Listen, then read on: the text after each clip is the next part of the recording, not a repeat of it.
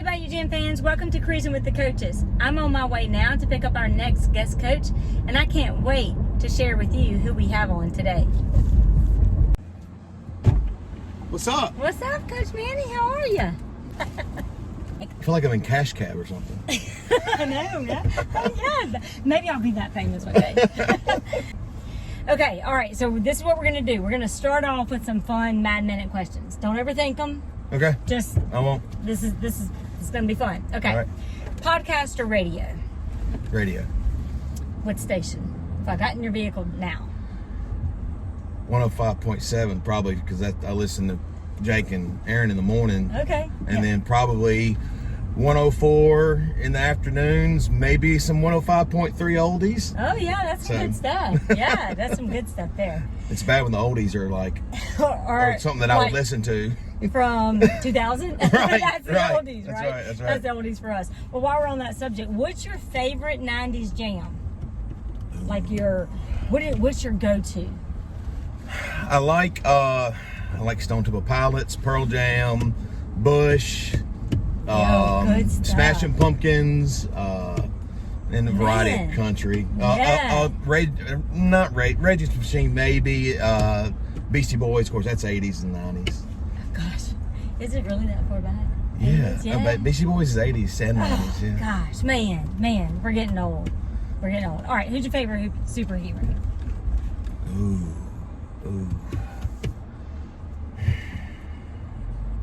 Growing up, I would say it's probably Superman.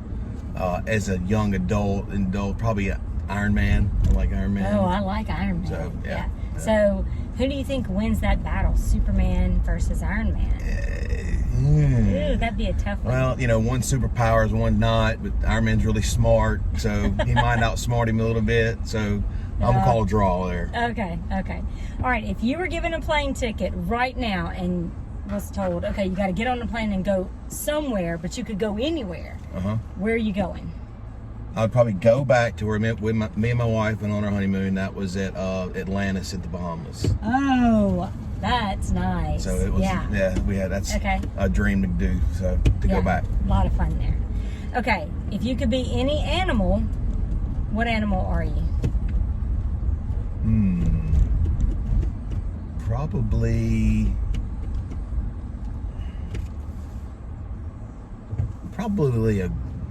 a big silverback gorilla. They're pretty smart. Yeah. They're massive. They're strong, big. Okay. Suits me. Okay, so I've asked this question just recently, but I'm going to go ahead and ask you since you said a gorilla. All right. Okay? All right, we're going to have like an MMA type match. But it's going to be between a 12-inch gorilla and an everyday house cat. Who wins the match? 12-inch gorilla and everyday house cat. I'll probably say the house cat. I would too. I'm going with the house cat. Just they're natural predators. So yeah, I'm going with the house cat. Yeah, me too. Now, if the gorilla gets its hands on that house cat, It's that's over. what I said. It's probably over. It's a done for. Okay. All right. If you could ask anybody a question and they had to tell you the truth, who are you asking and what is the question? I know that's a good one. I would probably ask any member of I'm trying to think what year it was, the team, the LSU took a national championship whenever they played Alabama and they didn't get across midfield. Okay. I would probably ask any of those LSU players, what was it like at halftime? Oh, that's good. Yeah, and you got to have the I've heard rumors, but I never got the real story on all that. I was actually at that game. Okay, what's the funniest thing that's ever happened to you? The funniest? Yeah. I'll give you a quick story. So, in the weight room, last year before last, I'm getting on to a kid for doing something he shouldn't have been doing. And as I'm going over to him, I trip on one of the racks and I fall. Completely fall. And all the kids saw it and they didn't say a word. They wasn't about to say a word because I was already mad. And Coach Dodger was over in the corner and he's trying not to laugh. And so the next day I get to work and they have a chalk outline with athletic tape. Yes, and they pulled it up on the video. I went to the the SO officer's office, Yes. and pulled up a video, and they sent the video to all the varsity text group. I like it. I So- like it. And at this point, I've got to Well- ask you: did you get on to the guy? I mean, did you still go in? No, I didn't. I mean, it's kind of hard. Kind of hard at that point. You know, Yeah. I lost all mojo to do that. So. Yeah, just got to let him do what he's doing. That's right. All right, so tell us a little bit about you. Okay, I know you from several years. We've known each other. Yep. You've definitely been in coaching outside of being at West Monroe. So just tell us a little bit about you before this and a Wow. little bit about Okay. you. I'll start from the beginning. Yeah. And you know, I mean, I went through the West Monroe program. I was on the first state championship team in '93.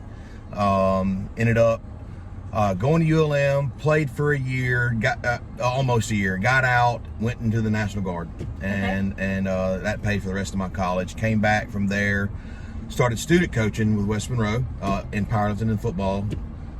Did that the last 2 years of college. Graduated in teaching and coaching. But I married into the Blackman Realty family, Evelyn Blackman Realty family, which was a Okay. big company here in the. Yes. And so they talked me into going into real estate. So when I graduated from college, I went straight into real estate full time. Did that 10 years full time. That's right. During that time, I still helped coach some powerlifting. I'd stand at ULM where I coached the ULM team for 2 years during that time as a realtor. Came back in 09, just missed coaching, just missed it all together. And an opportunity came up, and I was able to get the West Ridge head job and athletic director position. Okay. Went there 4 years. Some of the best and funnest coaching of my life was there. And so just had a great time. Had to work for Jimmy Alls and Jim McKay, great principals. My wife was there. She's still there. But after that, Coach Thompson, I actually interviewed for the Sterlington head coaching job. And then Coach Thompson ultimately got it, and then hired me to come on and be his strength coach, defensive line coach, and then I started a powerlifting team there, boys and girls. That's right. And was there for 3 years. And then in June of 16, I got the call from Coach Arledge to come back. And I'll be honest with you, I love Sterlington. And I didn't leave Sterlington because I didn't like Sterlington. It was a hard decision. Sure. But with being from here, my family was here, and my wife really wanted me back home. My son was going to school at West Ridge. He wanted to be at West Monroe. And so, you know, we do what's best for our families. That's right. And that at the end of the day, you know, a lot of people in the public need to consider that, I think, when they're talking about coaches, is they're going to do what's best for their families. And just like I think any person would do for any job they have outside of the coaching industry. And so that's what I did, and went to coach D-line for Coach Arledge, and then became assistant strength coach under Coach Sanders. Then when Coach Sanders left in May of 2020 during COVID, I took over as head strength coach in West Monroe. Okay. During that whole time, I was head coach of West Monroe Powerlifting, boys powerlifting as well. Okay. So that's it. All right. So you've been part of multiple championships. Yes. Which one has meant the most to you? And that includes the ones that you have earned yourself as a player and those that you've earned as a coach. I'll start with the second. I'll go top three, and I'll go with third first. Okay. I like If that. that's okay. Third was at Sterlington my first year going, and there was a team, Pope John Paul, who had won it 7 years in a row in 2A. Okay. Basically the king of the mountain in 2A powerlifting. And then my first year at Sterlington, we put together a team. I had to like borrow suits and collect money and just to try to put something together. And then West Monroe was actually hosting it. We co-hosted West Monroe at West Monroe in the old gym. In the new gym. And then and we won it. We beat them by 1 point. I remember this. And so I remember literally sending you a text. This was a big deal. We were like, what? And so it was unbelievable. Yeah. I could never imagine doing that, you know, when I got there and started that team. And so that was a big accomplishment for me. The next championship, second best, is probably winning it at 1993 West Monroe football. And how can you beat that? It's the first one, and you know, I just think that it's going to be hard to ever duplicate that season as far as the electricity goes and everything that went with it. And the crowd in the dome that year from West Monroe was just unbelievable. I mean, we were in the belly of the dome, and just hearing the West Monroe fans just chant "Rebel," we could just, it was just shaking the dome, and it was just, I still get chills thinking about it. I got chills right now. The team that year. Oh, I mean, and that's the thing is the culture of that group, you know, and it's, you know, back then the coaches didn't have to do a lot to create that. I think we just did what the coaches said back then because they said to do it. That's right. Kids these days want to know why. Well, you know, I was going to ask you that. Like, what is the main difference in when you played and now you're working with these kids? It's different. It's a different kid. It's a different kid. We've got to go back to that because you got to tell me number one. I'm sorry. Yeah, I'll go back to. So anyway, yeah, 93. Everything's great. Great culture. Great just connections with everybody. We're about to have our 30th reunion for the 93 team this coming season. Yeah, right. I'm not old. I'm not old, right? No.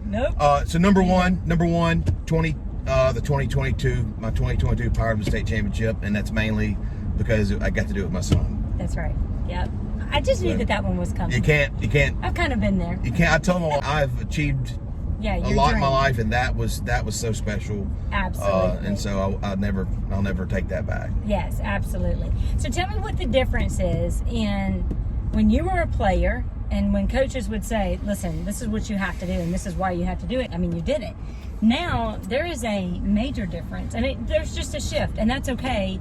But how do you actually coach them? Back then, I think kids were just different. They just did what the coach said without any question, because that's kind of how you were raised, and you didn't have a whole lot of parents, you know, coming up and talking to the coach and helicopter moms and dads. You just went up there and if, you know, my parents were like, you just need to work harder. Whatever coach says, you just need to do it. Today, I think, especially today, I think kids, I mean, you've got to make connections with them. You've got to create that culture where they have a sense of trust about you, and they know that you're not there just to get their athletic ability and that's it. And so they got to know that you're there for them.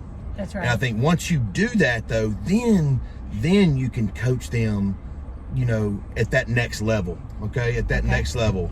But sometimes it just takes a hug, you know. Yeah, it's not. I don't know that there's any necessarily process for that, but I do think it's important of what you did say, which is you've got to make that connection. Mm-hmm. It's just, everything that we do right now, just like this, we are all about communication and relationship building.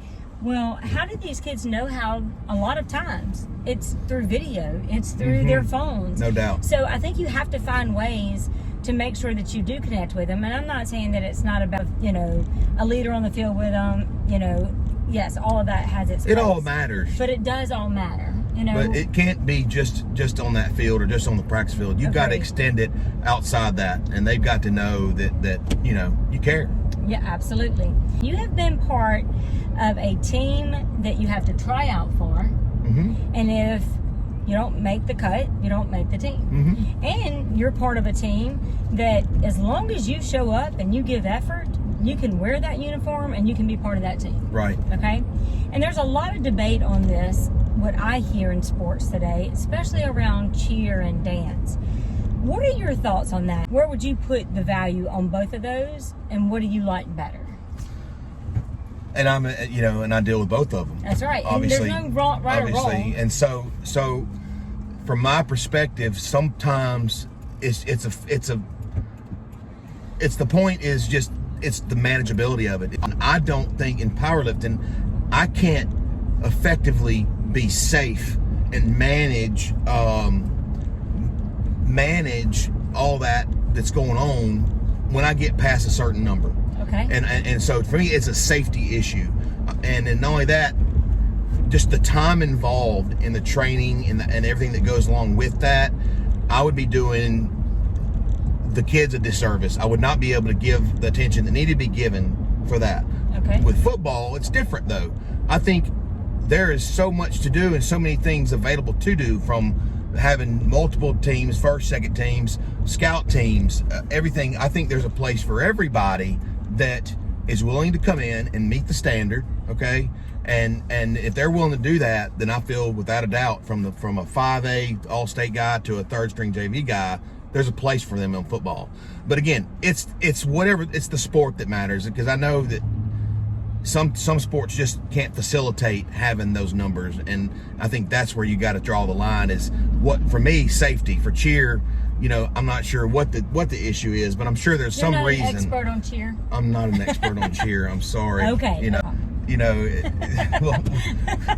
we'll get with Miss Knox or somebody. Yeah, you can't have it all.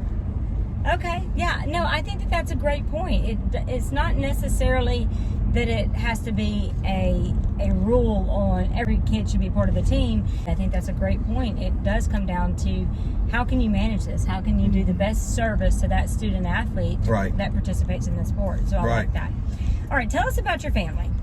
Okay. All right, so my wife, we'll start there because she's the best. We're the same age. We're both 46. She teaches. She's taught her entire career. She graduated from ULM, and she got on at West Monroe Junior High when it was still West Monroe Junior High, and was there just a couple years. And then from that point on, they opened Westridge, and she's been at Westridge ever since as the home ec teacher. Okay. And so she's a really good sewer. She enjoys sewing. Don't tell her I said this. More sewing than cooking. She's a better sewer than cook. We all have our strengths. That's right. That's her, and she does a heck of a job at what she does. I have 3 boys. I have my oldest is Mace, who's 20, and he is finishing up his freshman year at ULM. I have a 15-year-old Cross who is becoming a freshman this coming year. Okay. And then I have Breeze. Yes, it's like Drew Brees. He was born a month after the Super Bowl, the Saints won. So that's he'll be a 7th grader, and he's 13. So we somewhat have that in common. You know, I have a Peyton, and I think everyone knows that I'm a huge fan of Peyton Manning. So, you know, leave it to us sports people to name these kids. Hey, you know. All right, so who inspires you? Who is the inspiration? Good question. You know,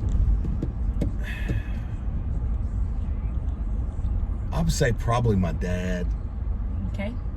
You know, he's such a hard worker, but not only is he a hard worker, he cares about people, you know, and my mother too, and everything that I've learned as far as how I do business, how I my work ethic, everything from that. I mean, it came from my parents, and they just they instilled in me a lot of good qualities, you know, namely my walk with God. And so I can't say anybody else before I say them first. Yeah. You know, it's amazing when you have good parents that are good leaders that help guide you into becoming a young adult and then into your adulthood. You look back on that, and there's such an appreciation for that you just can't see sometimes when you're young, but it's impactful whenever you're a little older, isn't it? I mean, no doubt. Definitely. No doubt. All right, so we're going to end with a couple of more Mad Minute questions to make it fun. Okay, how many pennies are going to fit in this vehicle? Oh. It's a lot of pennies. That's a lot of pennies. I'm gonna say 100,000. No, gotta be more than that. You think? You think it's more than 100,000? I think it's gotta be like 1 million. You think it's 1 million pennies? I would think. Okay. But I have no idea. All right, I'll say 500,000 then. Okay. We're gonna research that, and I'm gonna put it in the notes on here. What's the most interesting thing about Coach Manny? That wouldn't be on my resume. It's not on your resume. I am a absolutely huge Star Wars fan.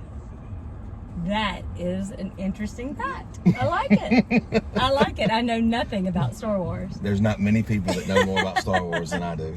Okay. Well, fans, if you're a Star Wars fan, he's the guy. Thanks, Coach. We appreciate it. Okay. Thank you, Easy Patty. enough. It was great. It was fun.